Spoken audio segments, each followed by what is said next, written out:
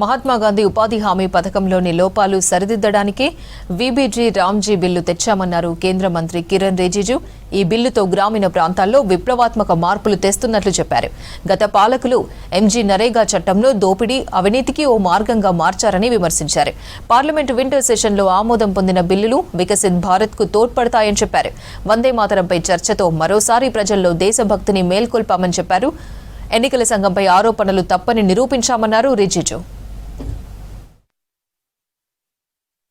बहुत लोगों ने इलेक्शन प्रोसेस को लेकर के सवाल उठाने का कोशिश किया, लेकिन इलेक्शन रिफॉर्म्स पे जो दोनों सदन में बहस हुई उसके बाद पूरा दूध का दूध पानी का पानी हो गया और चुनाव प्रक्रिया, स्पेशल इंटेंसिव रिवीजन, एसआईआर और इलेक्शन कमीशन को जिन्होंने आरोप लगाया सबका पर्दाफाश भी हो गया, सच्चाई सामने में आया और देश के लोगों ने देखा है। इसलिए पहली बार ये आप लोगों को जानकारी में इलेक्शन में बदलाव के लिए अगर कानून बनाता है तो उस पर चर्चा बहुत बार हुए हैं, क्योंकि कानून तो संसद ही बनाते हैं, लेकिन अलग से स्पेशल इलेक्शन कमीशन और इलेक्शन रिफॉर्म्स को लेकर के चर्चा पहली बार हुई है। उसको आप देख करके समझ सकते हैं कि गवर्नमेंट डिस्कशन के लिए कितना रेडी रहता है। मैं मानता हूं कि इस चर्चा के बाद कोई कंफ्यूजन अभी नहीं है, इसलिए अपोजिशन के लोग धन्यवाद देना चाहिए। पहली बार इलेक्शन रिफॉर्म्स पे स्पेशल चर्चा हम लोगों ने पहली बार इस सत्र में किया है।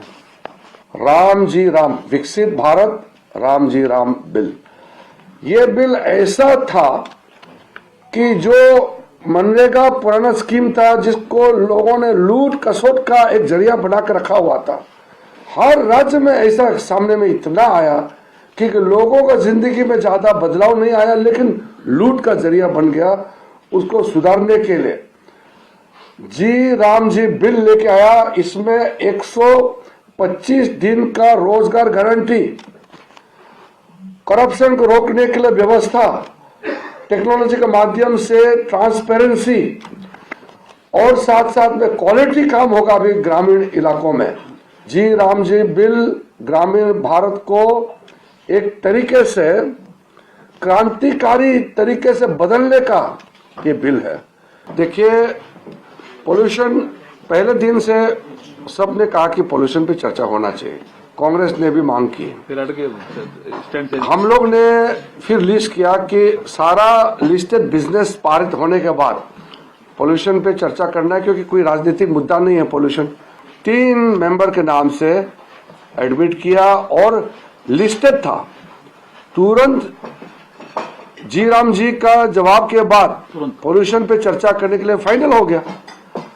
कांग्रेस वालों को हम लोग रिक्वेस्ट भी किया, स्पीकर साहब ने भी रिक्वेस्ट किया, बोलता नहीं पोल्यूशन को छोड़ दो, बोलता वो मंत्री तो तैयार करके आए थे। हम लोग तो पोल्यूशन पे पूरा दिन भर चर्चा के लिए तैयार हो गया।